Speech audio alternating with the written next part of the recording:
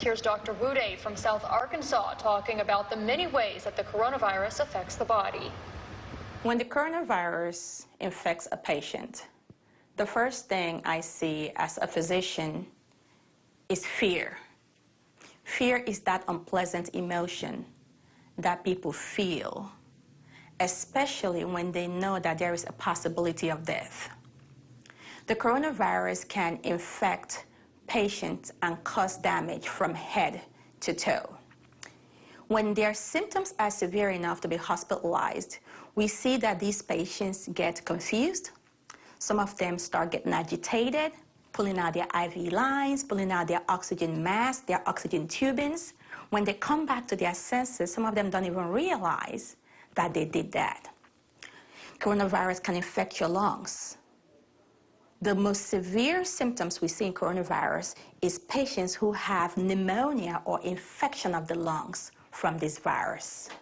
When the lungs are infected, these patients don't have enough lung capacity to do a good air exchange. That's when you see them needing supplemental oxygen. That's where you see those pictures of those patients on TVs or magazines with the oxygen tubings, the ones with the bigger mask. Or, unfortunately, when it gets so severe that the infection, the virus pretty much covers and infects their entire lungs, they have what we call ARDS, or acute respiratory distress syndrome. Some of them end up on the ventilator machine or the life support machine. Most of these patients are not able to keep up a good enough blood pressure to pump blood to all the vital organs. Some of these patients start producing blood clots to their lungs that can cause what we call pulmonary embolism, making it difficult for them to breathe. Blood clots to their heart causing a heart attack. Blood clots to their brain causing a brain attack, or what we call a stroke commonly.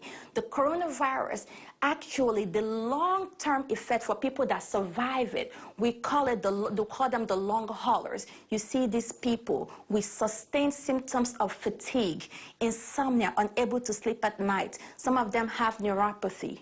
But unfortunately, when the coronavirus becomes so severe, these patients can die from the severe infection of the lungs, from the severe infection of the kidneys. Some of them die from a heart attack. Some of them die from a stroke.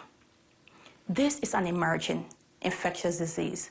And like most emerging infectious diseases before it, the one way we can keep it under control is by getting vaccinated. So I encourage everyone from the ages of 12 years old and above to please get vaccinated so we can keep this virus under control.